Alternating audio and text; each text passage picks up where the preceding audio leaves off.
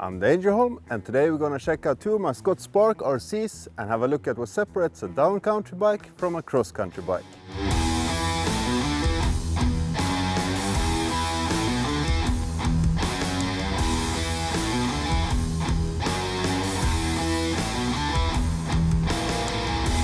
If you haven't heard the term down-country before, no worries, it's kind of new and kind of tongue-in-cheek, but essentially it's used to describe a cross-country bike that has been built to be a bit more fun on the descents.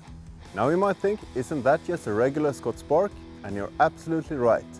But I know how capable this RC chassis is, so I wanted to try and build something out of that. First out, we have my British Racing Green Spark RC. This thing is a pure marathon racing machine. Depending on tire setup, it weighs below 9 kilos and is built for speed. Next we have my new Spark BMXi, which is based on the very same RC SL frame, but it's a totally different beast. This thing weighs 12 kilos and is built for fun. The first thing one might notice is the handlebars. For a cross-country bike, in general you want a really aggressive riding position for maximum power output.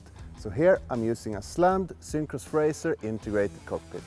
But on the down-country bike, you want a more upright riding position for better control on the descents. So here I'm using a wider, shorter and slightly taller synchronous Hickson cockpit. Next is the fork.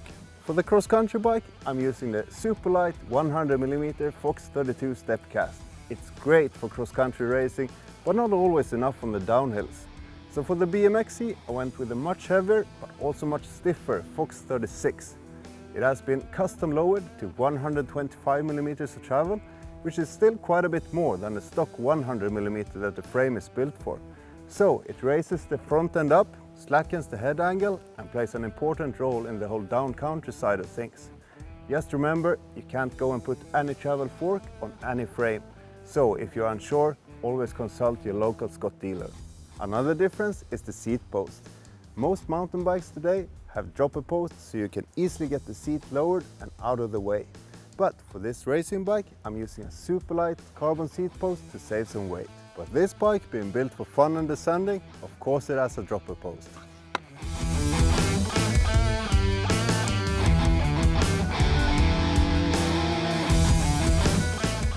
Lastly, we have the perhaps most important difference between the bikes, the wheel and tire setup.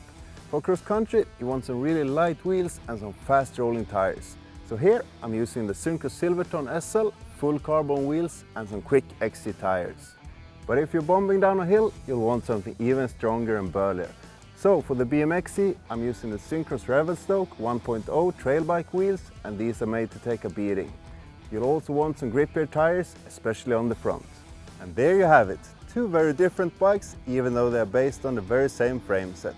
So, if you have a cross-country bike and want to make it a bit more fun and confidence-inspiring on the descents, get some beefier tires and raise your handlebars up. If you have a regular Scott Spark or another trail bike and want to make it better for cross-country riding, get some quicker rolling tires, lower your handlebars, and there you go. So remember, don't be afraid to experiment a bit and get the bike riding just the way you want it.